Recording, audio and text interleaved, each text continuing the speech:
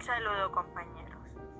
El día de hoy estaremos presentando nuestra exposición, la cual consta de 3 temas.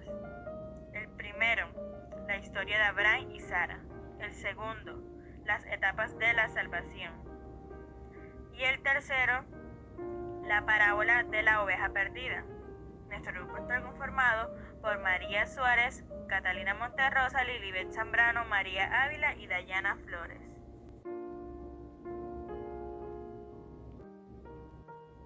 La historia de Abraham. Abraham, el hijo de Taré y descendencia de Sem, uno de los hijos de Noé, nació en Ur, un pueblo de Mesopotamia, pero vivía en Gerán con su esposa Sarai, el cual era estéril. Un día Dios le apareció a Abraham cuando tenía 99 años de edad y le hace una promesa, un pacto que dice lo siguiente: He aquí mi pacto es contigo y serás padre de una muchedumbre de gente. Dios entonces le promete que su descendencia será muy grande y como pacto todos los varones deben ser circundados. También Dios le prometió dar la tierra de Canaán a él y a todas las generaciones después de él. Y su esposa Sarai, el cual será llamada Sara,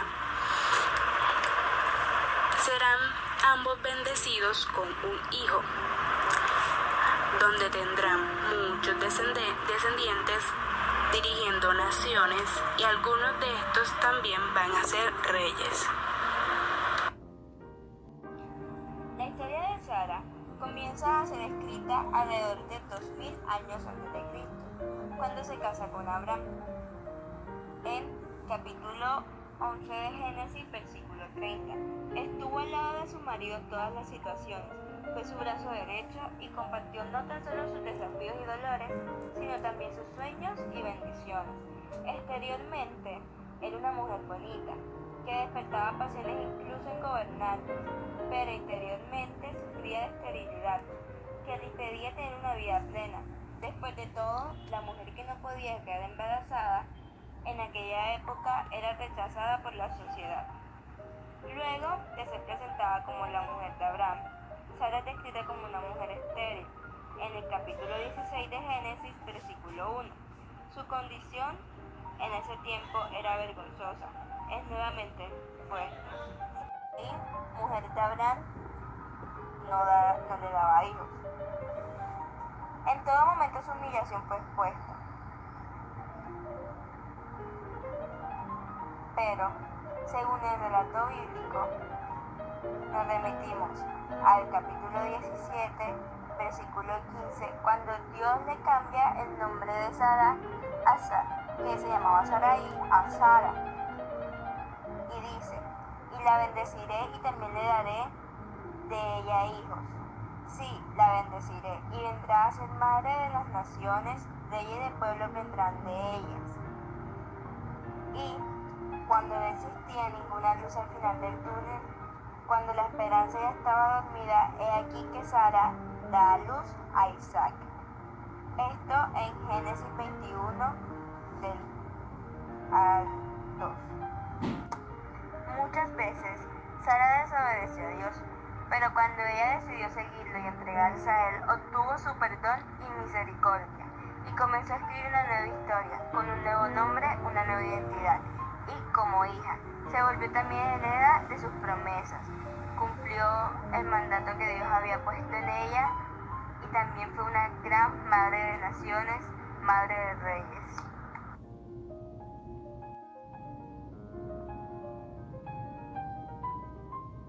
Etapas de la salvación. Etapa 0. Desde las promesas de salvación. Libro de Génesis, capítulo 12, versículo del 1 al 3. A través de exámenes con carbono 14 se comprobó que los fósiles humanos son restos de hombres que vivieron hace 14 millones de años. Se ha comprobado que hace 10.000 años había habitantes en América. Etapa 1. Es la etapa de los patriarcas que peregrinaron desde la Mesopotamia desde Ur de Caldea hasta Egipto. Aún no se ha formado el pueblo de Israel. Es esta la etapa de las preparaciones del pueblo de la antigua alianza. Etapa 2.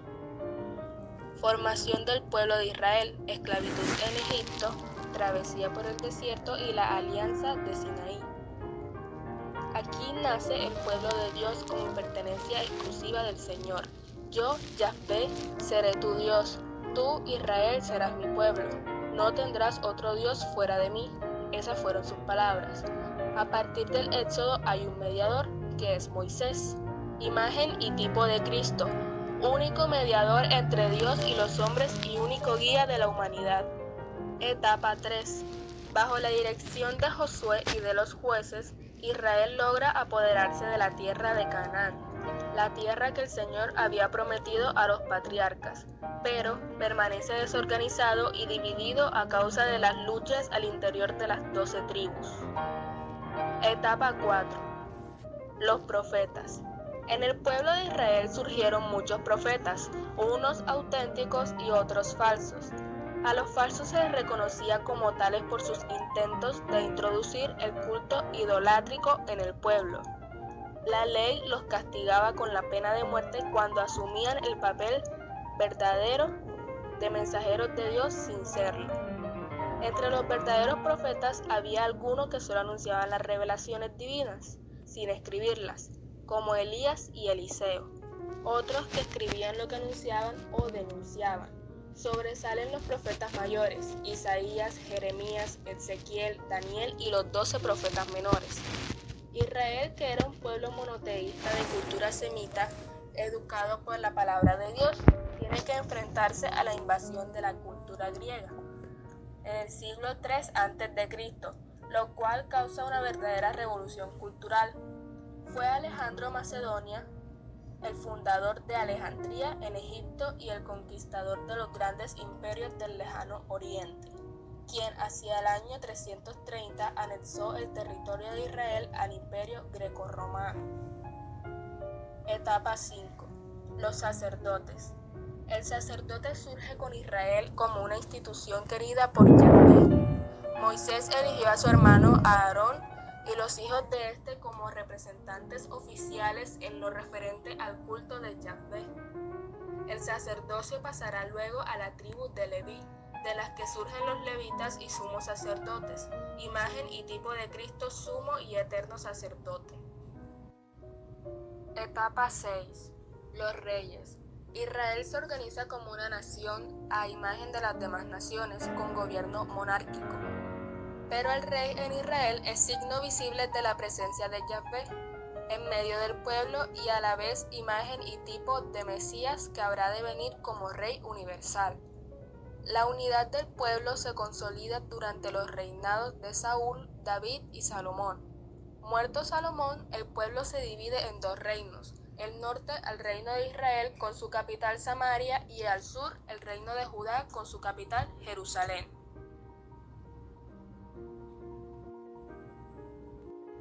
Etapa 7.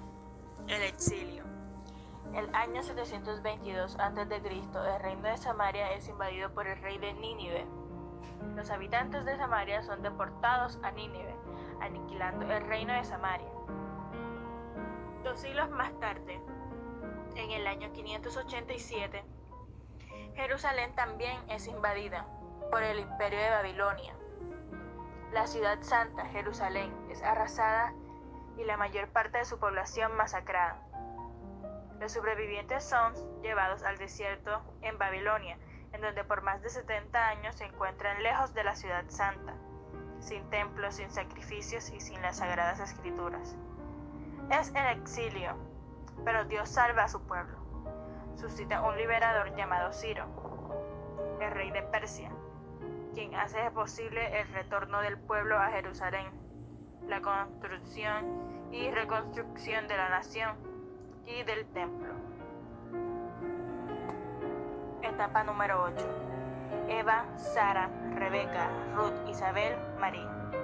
Son nombres de las mujeres creyentes cuya memoria está íntimamente vinculada a la historia de la salvación Entre ellas sobresale la gloriosa Virgen María, Madre de nuestro Dios y Salvador Jesucristo. La Virgen María cooperó en forma enteramente singular a la obra del Salvador, con la obediencia, la fe, la esperanza y su ardiente caridad, con el fin de restaurar en nosotros la vida sobrenatural. Por eso, nuestra Madre, en el orden de la gracia, toda la historia de Israel marcada por la promesa de salvación culmina en María. Etapa 9.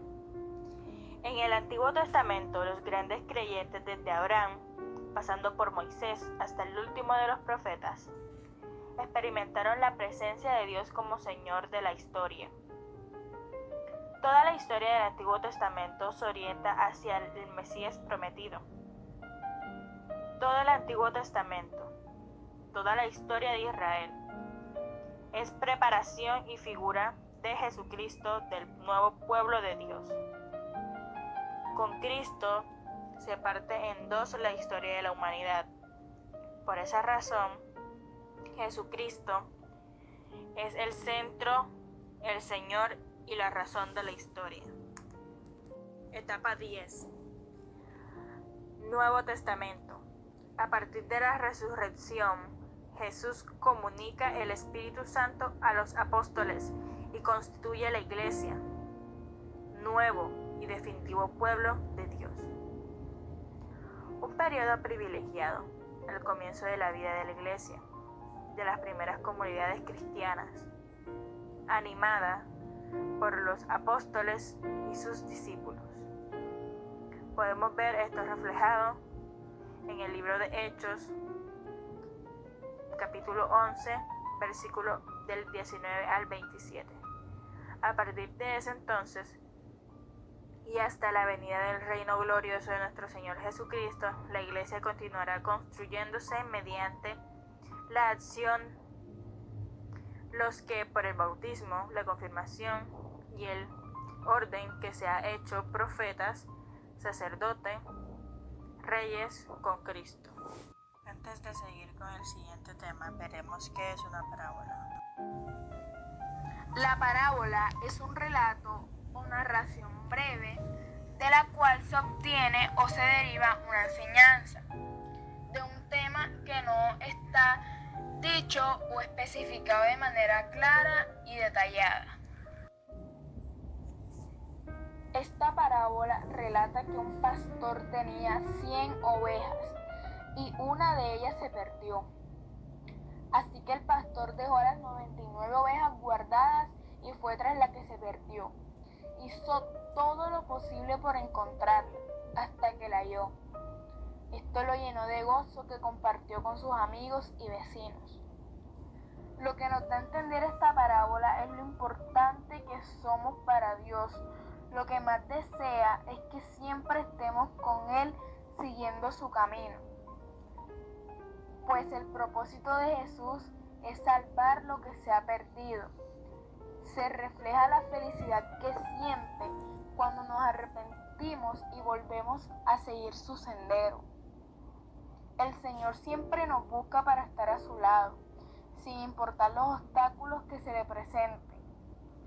Y lo hace porque es el lugar donde estamos a salvos, sintiendo paz y tranquilidad. Y así como Jesús dijo, habrá más gozo en el cielo por un pecador arrepentido que por 99 justos que no necesitan de arrepentimiento. Con esto demuestra que es muy valioso ser capaz de reconocer nuestros errores, pedir perdón por ello y querer ser guiado por Dios y acompañarlo en su camino. Este a los pecadores recibe y con ellos come.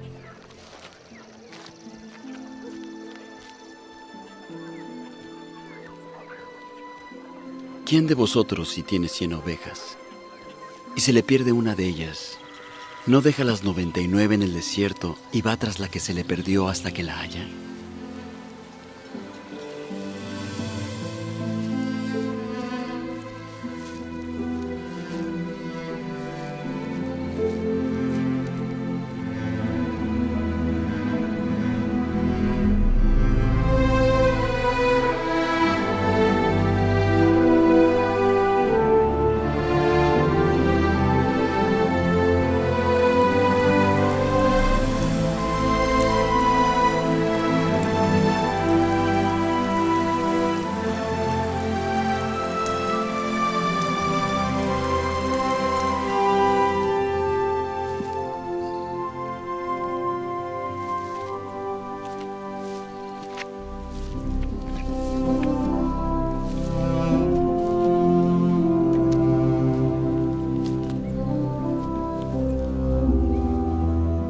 y al encontrarla,